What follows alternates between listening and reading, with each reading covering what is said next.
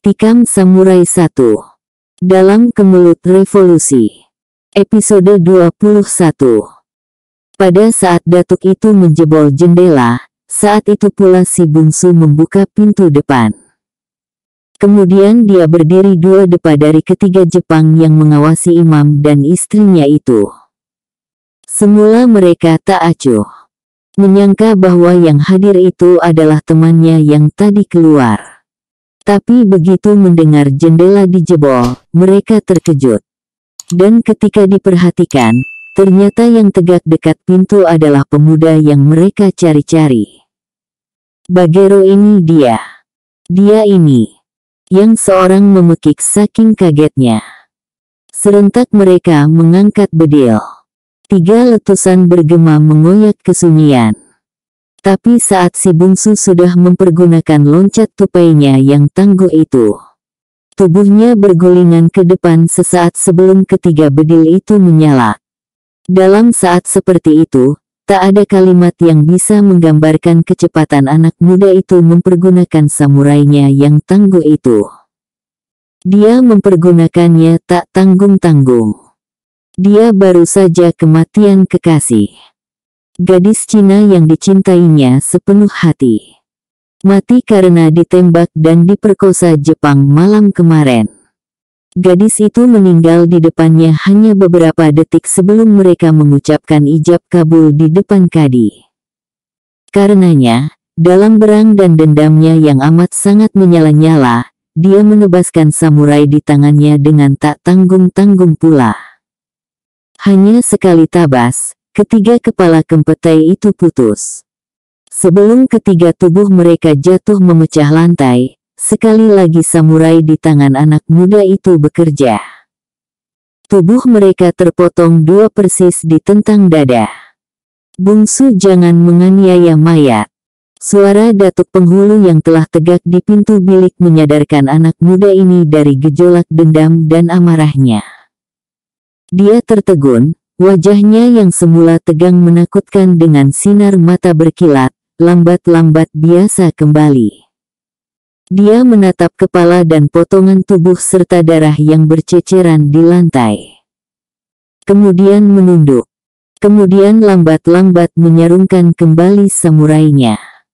Istri imam itu dan anak gadisnya yang kecil terdiam.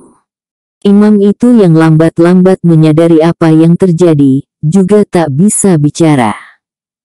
Mereka sudah lama mengenal anak muda ini. Karena dia selalu bepergian dengan datuk penghulu. Ada orang yang berbisik-bisik bahwa anak muda ini sangat mahir memakai samurai. Dan konon kabarnya sudah puluhan Jepang dia bunuh ketika masih di Payakumbuh. Namun itu hanya mereka dengar dari bisik-bisik. Bahkan ketika malam tadi banyak Jepang yang mati di bekas rumah datuk penghulu, kemudian ditemukan pula mayat yang berkeping-keping bersama ledakan di truk dekat jalan. Banyak orang yang menduga itu adalah pembalasan datuk penghulu dan si bungsu. Tapi mereka belum juga percaya bahwa anak muda yang pendiam dengan wajah dan sinar mata murung ini adalah seorang perkasa begini. Kini, ketika hal itu berlangsung di hadapan mereka, mereka bukan hanya ternganga tak percaya. Tapi lebih dari itu, mereka merasa kejadian ini terlalu hebat dalam kehidupan mereka. Sesuatu yang amat luar biasa.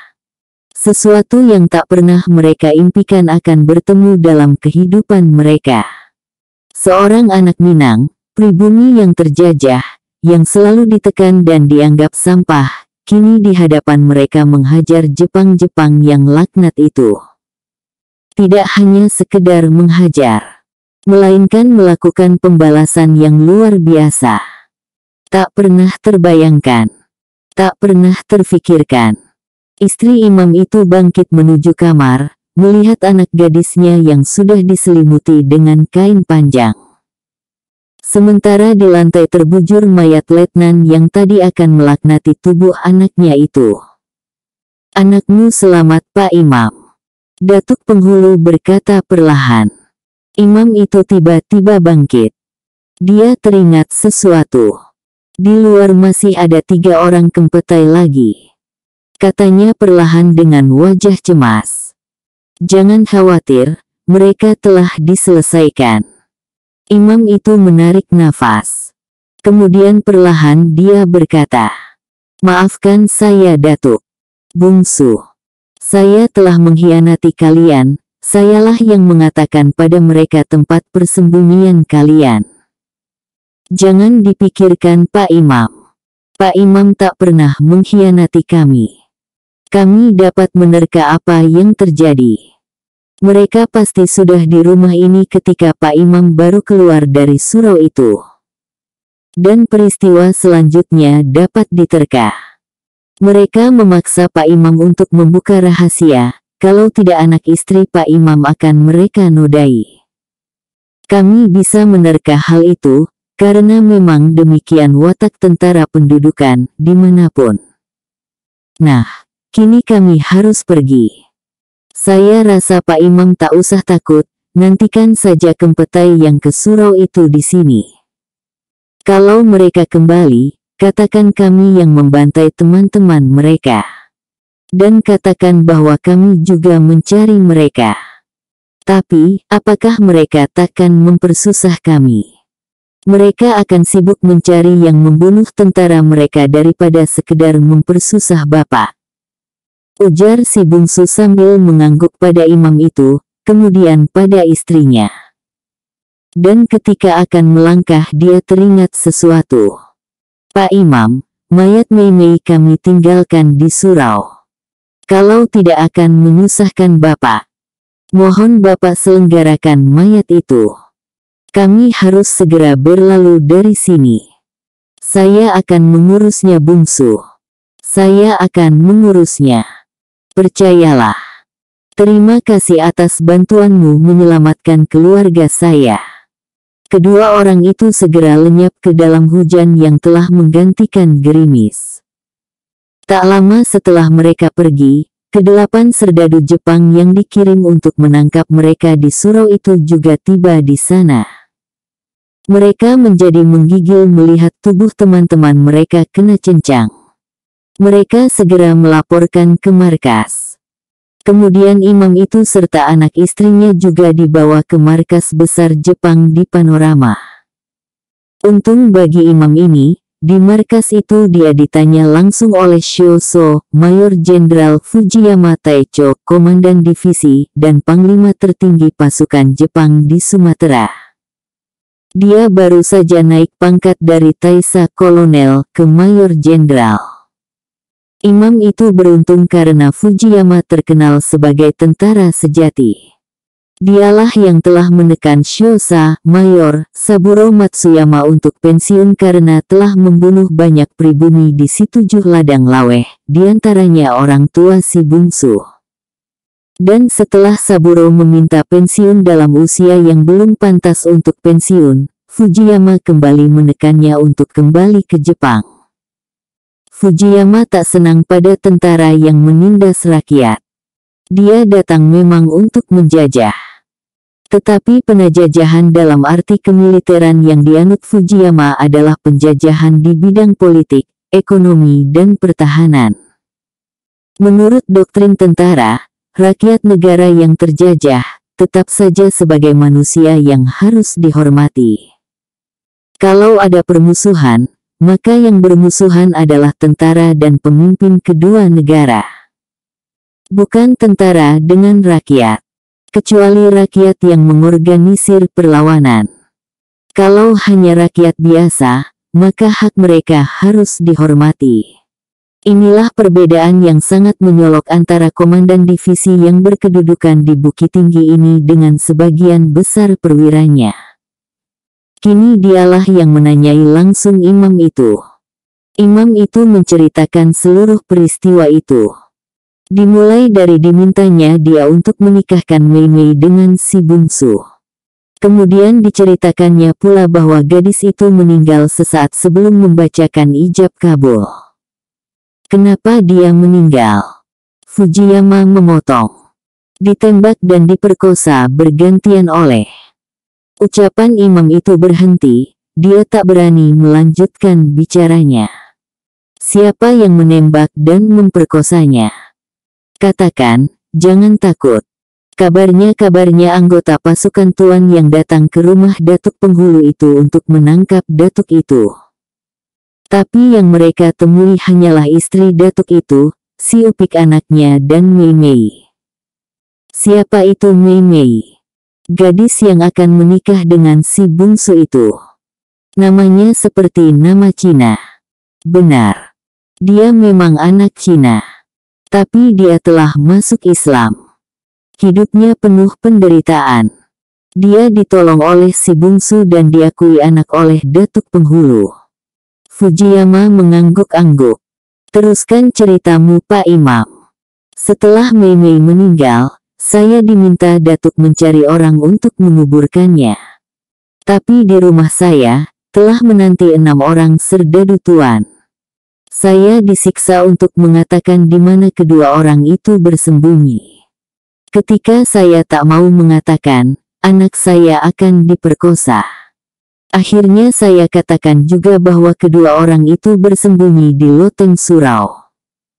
Saya katakan setelah letnan itu berjanji takkan mengganggu anak dan istri saya. Tapi begitu anak buahnya pergi ke surau itu, dia menendang saya hingga rubuh kemudian menyeret anak saya ke kamar. Dan saya tak tahu lagi sampai si bungsu dan Datuk itu membunuh mereka semua. Komandan tertinggi bala tentara Jepang itu menjadi merah mukanya. Dia memanggil komandan intelijen. Kemudian memerintahkan untuk membebaskan imam anak beranak. Diiringi dengan perintah untuk jangan mengganggu imam itu. Dan dengan marah pula dia memerintahkan untuk menangkap komandan Kempetai kota itu. Komandan Kempetai itu berpangkat Shosa, mayor, bernama Akiwara. Telah saya katakan bahwa engkau harus mengawasi dengan ketat tingkah laku tentara Jepang yang ada di kota ini. Tentara tidak untuk ditakuti rakyat. Tentara harus dihormati dan disegani. Dan rakyat tak akan menyegani dan menghormati tentara kalau tentara itu sendiri kelakuannya tidak terhormat. Saya sudah mendapat laporan tentang banyak perbuatan jahanam yang dilakukan oleh tentara dalam wilayah garnizon yang engkau bawahi. Bahkan Kempetai sendiri yang seharusnya menjaga disiplin itu, berkelakuan demikian pula. Dan saya mendengar pula tentang banyaknya korban jatuh di pihak tentara Jepang karena tak mampu menangkap hanya 2 orang penduduk pribumi. Untuk itu semua, engkau saya penjarakan 6 bulan, dan kedudukanmu digantikan oleh Tai Kapten Imamura dari Padang Panjang. Tak ada kata yang bisa diucapkan oleh Shosa Akiwara mendengar putusan komandan tertingginya itu. Dia hanya tegak dengan sikap sempurna. Kemudian di akhir perintah komandannya itu dia membungkuk dan berseru, "Hai." Namun akhirnya, Mayor Jenderal Fujiyama itu tersingkir juga dari jabatannya sebagai komandan tertinggi bala tentara Kekaisaran Jepang di Sumatera. Disiplin dan hati bersih dalam ketentaraan yang dia anut, yaitu sikap yang dia terima tatkala mula pertama bala tentara Kekaisaran Tenno Heika didirikan, bersumber pada ajaran-ajaran Buddha, dianggap tak cocok untuk tentara pendudukan. Tak cocok bagi kebanyakan perwira-perwira bawahannya. Memang ada beberapa perwira tinggi yang sependapat dengan dia. Tetapi sebagaimana jamaknya dalam tubuh ketentaraan, perwira-perwira senior selalu dianggap makin lama makin tak mengikuti zaman. Tak mengikuti perkembangan dan tak sesuai lagi untuk hal-hal yang praktis. Dengan segala cara mereka disingkirkan. Dengan halus maupun kasar. Itulah yang dialami oleh Jenderal Fujiyama. Namun satu hal yang pasti, dia dianggap sebagai prototip tentara sejati. Yang melandaskan setiap tindakan pada sikap satria. Si bungsu dan Datuk Penghulu lenyap tak berbekas. Meski Komandan Kempetai untuk garnizon Bukit Tinggi ditahan dan dicopot, namun Fujiyama tetap memerintahkan untuk mencari dan menangkap kedua orang pelarian itu. Mata-mata disebar. Tidak hanya mata-mata dari kalangan militer Jepang, juga mata-mata dari kalangan pribumi yang bersedia bekerja untuk fasis tersebut. Perintah itu telah membuat penjagaan diperketat di mana-mana. Dan itu menyebabkan beberapa rencana yang telah disusun oleh para pejuang bawah tanah Indonesia jadi berubah. Dirubah sebab kewaspadaan yang sangat ditingkatkan oleh Jepang. Hal ini membuat beberapa pemimpin perjuangan bawah tanah Indonesia menjadi tidak senang. Datuk Penghulu dan si bungsu dipanggil ke sebuah markas yang tersembunyi di Birugo. Mereka seperti diadili. Datuk Penghulu duduk bersebelahan dengan si bungsu.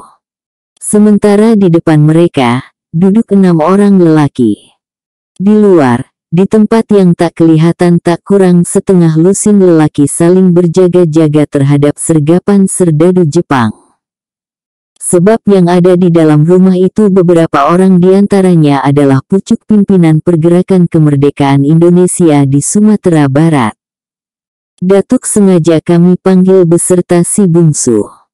Yang duduk di tengah memakai baju putih mulai bicara. Datuk Penghulu hanya diam. Adapun yang ingin kami bicarakan adalah sepak terjang Datuk dan si bungsu bulan ini. Kegaduhan dan pembunuhan yang Datuk lakukan bersama si bungsu telah menyebabkan rencana kita gagal.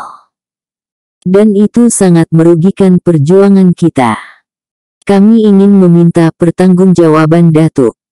Kenapa Datuk sampai melanggar perjanjian yang telah kita buat? Semua terdiam menanti jawaban Datuk Penghulu. Jawablah Datuk. Seorang lelaki yang pakai baju kuning bicara. Suara lelaki itu perlahan saja. Tapi di dalamnya jelas tergambar adanya nada tekanan. Datuk Penghulu menatap mereka. Apa yang harus kujawab untuk kalian? Katanya datar. Dengan menyebut kata kalian jelas ada nada menentang dari Datuk itu. Hal itu menyebabkan suasana kurang enak di antara yang hadir. Yang harus Datuk jawab adalah, kenapa Datuk bertindak sendiri-sendiri? Datuk telah mulai menyerang Jepang sebelum ada perintah. Dan itu mengacaukan rencana yang telah kita susun berbulan-bulan. Saya rasa tak pernah ada larangan atau ketentuan untuk tak melakukan serangan. Secara tertulis memang tidak. Tapi dalam kemiliteran, segala tindakan harus dengan satu komando. Sebagai perwira intelijen, Datuk telah melanggar ketentuan itu. Apakah saya harus membiarkan anak istri saya diperkosa kemudian dibunuh tanpa membalas? Datuk harus berpikir secara nasional, kita berjuang bukan untuk membela kepentingan keluarga atau pribadi. Kita berjuang untuk negara dan bangsa. Ya, tuan-tuan bisa berkata begitu karena tuan-tuan belum merasakan apa yang saya rasakan. Datuk itu mulai meninggikan suaranya. Apakah hanya karena emosi pribadi Datuk bersedia mengorbankan tujuan yang besar? Tuan-tuan harus memisahkan mana yang pribadi, mana yang tujuan bersama. Bukan kami yang harus memisahkan, tapi Datuk. Suara mereka terputus ketika si bungsu tiba-tiba tegak. Dia melangkah keluar. Bungsu. Lelaki yang tadi membuka rapat itu memanggil. Si bungsu membalikkan badan. Dia menunggu orang itu bicara. Tapi karena lelaki itu tak juga bicara, dia berbalik lagi. Tapi kembali terhenti ketika lelaki itu berkata, "Tunggu. Tuan bicara pada saya?" Tanyanya. "Ya, saya bicara padamu. Nama saya Bungsu. Bukan Tunggu. Ada apa maka saya tuan cegah keluar? Persoalan ini juga menyangkut diri saudara. Diri saya." Si bungsu merasa heran. "Ya, sepak terjang saudara merugikan rencana kami." "Rencana yang mana?" "Rencana penyergapan kami terhadap beberapa markas Jepang." Si bungsu tersenyum tipis.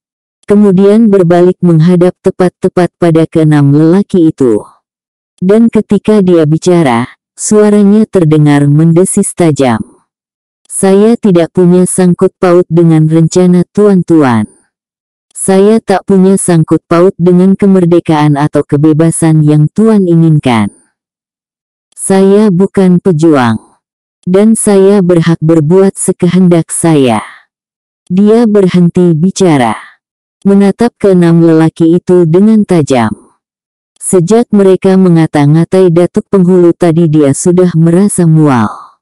Karenanya dia merasa lebih baik berada di luar ruangan itu daripada mendengar pembicaraan yang menyesatkan dadanya ini.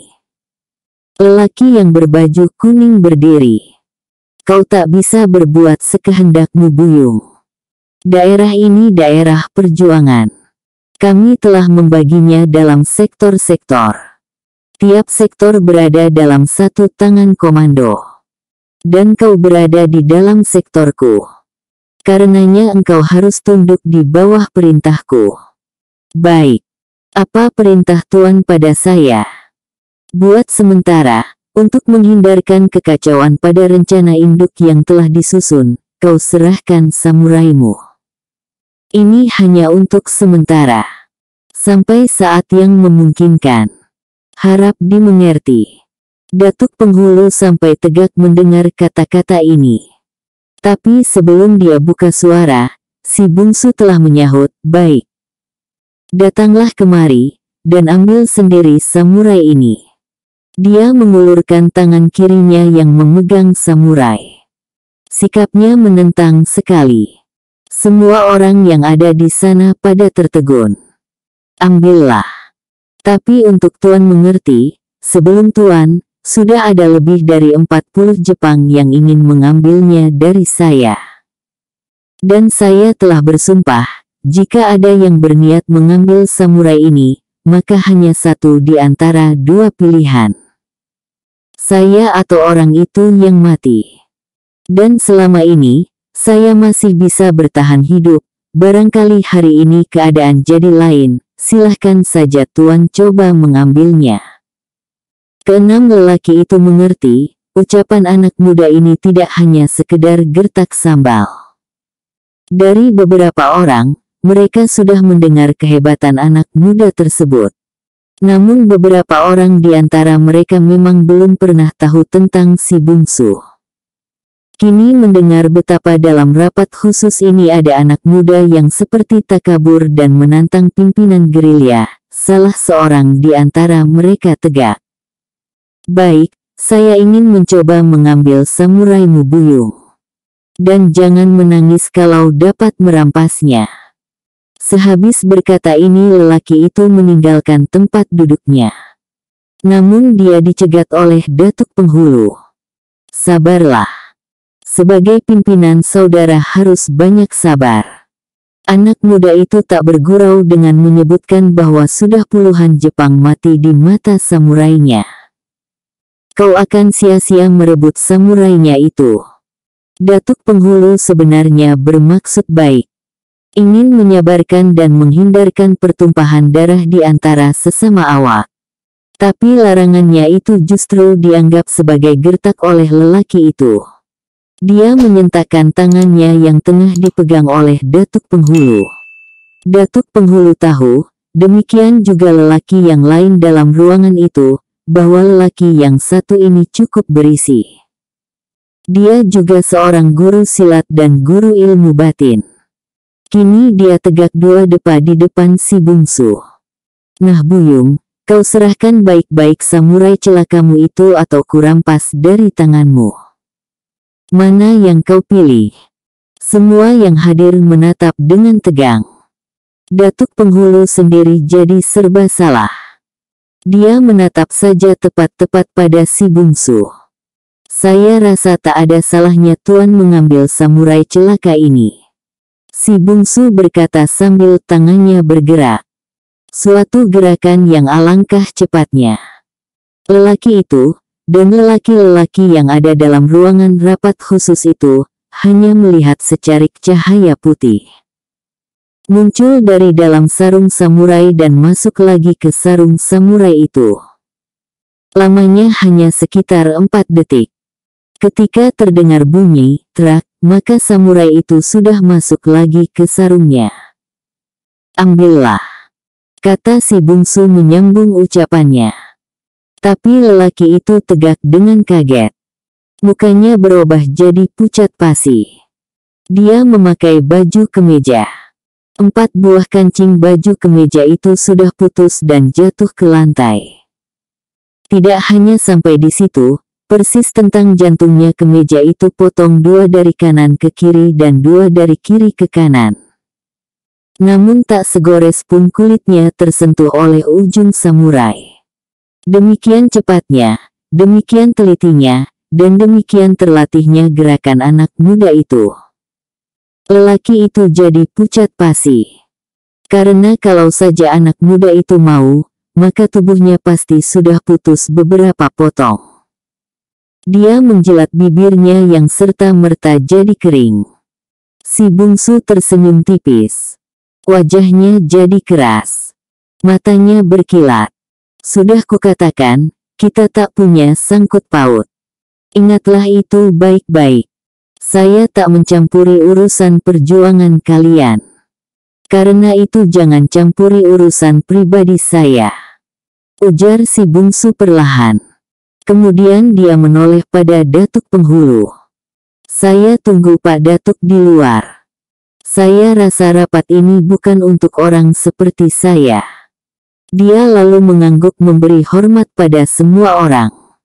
Lalu berbalik dan melangkah dengan tenang keluar. Beberapa lelaki yang masih duduk di kursinya tiba-tiba bernafas lega. Mereka pada mengusap peluh yang entah kenapa mengalir saja di wajah mereka. Luar biasa, benar-benar luar biasa, lelaki yang tadi memimpin rapat berkata perlahan. Akan halnya lelaki yang buah bajunya dan bajunya tercabik-cabik putus itu, lambat-lambat kembali ke tempat duduknya. Iya. Dia sangat hebat. Saya beruntung dapat mengetahuinya dengan pasti. Katanya sambil duduk. Tapi percobaan itu sangat berbahaya. Yang berbaju kuning berkata. Abis yang lain tak ada yang mau melaksanakan rencana itu. Dia membela diri. Saya sendiri yakin anak muda itu akan mampu mengontrol dirinya. Tapi tetap saja peluh membasahi tubuh saya. Ujar yang seorang lagi. Datuk Penghulu terheran-heran mendengar pembicaraan teman-temannya ini. Dan yang memimpin rapat tadi mengetahui keheranannya itu. Dia lantas berkata, ini semua sebuah sandiwara. Datuk dan anak muda itu sengaja kami undang kemari untuk sebuah pembuktian.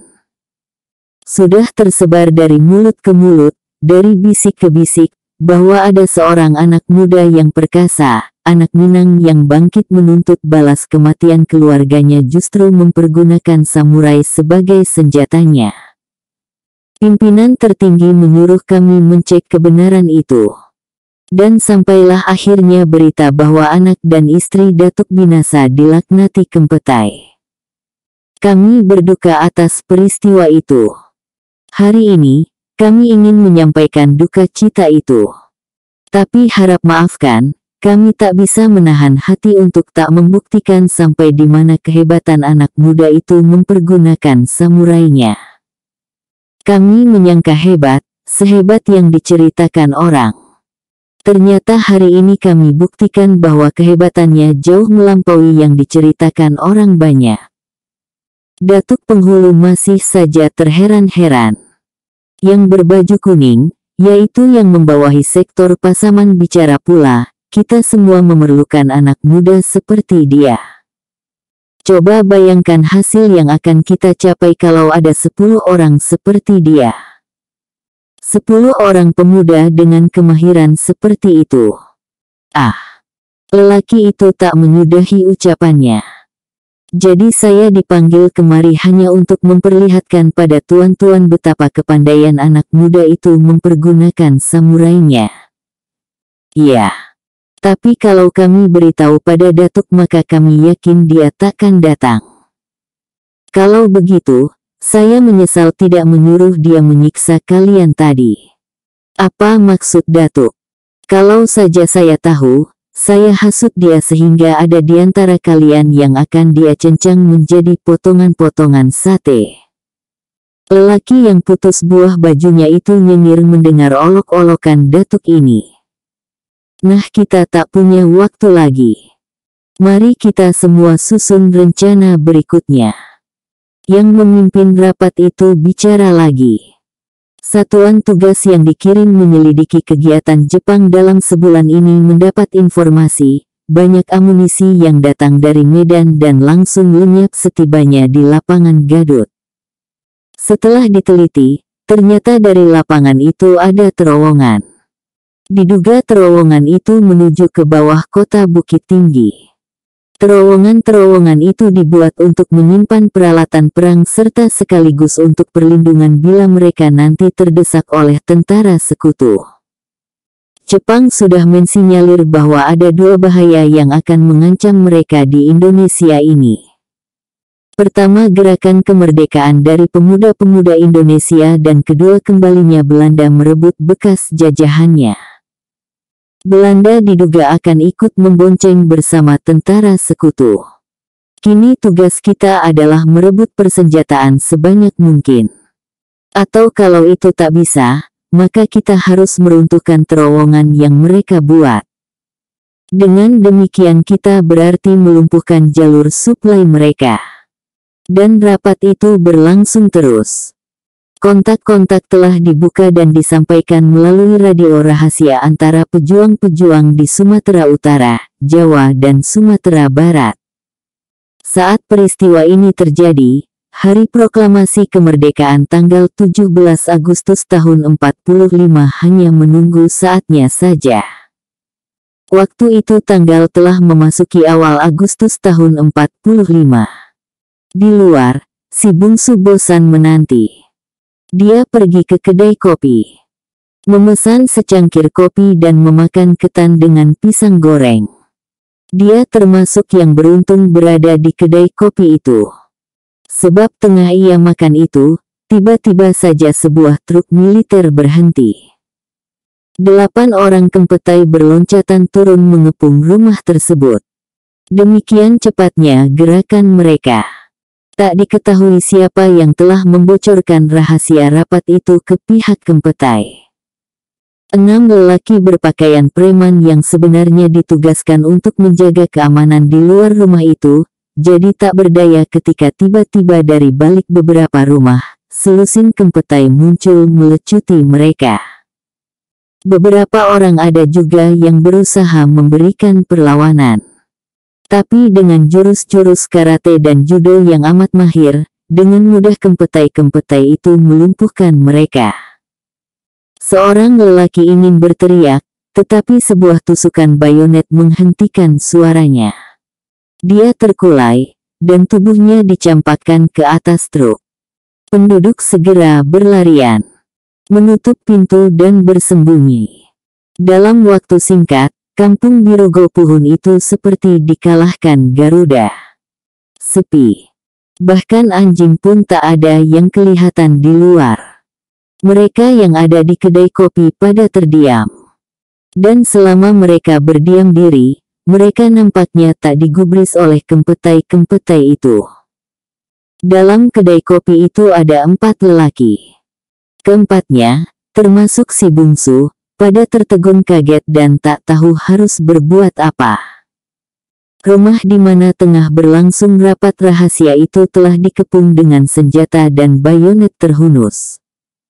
Cahaya sore mengirim sinarnya yang panas ke pintu rumah.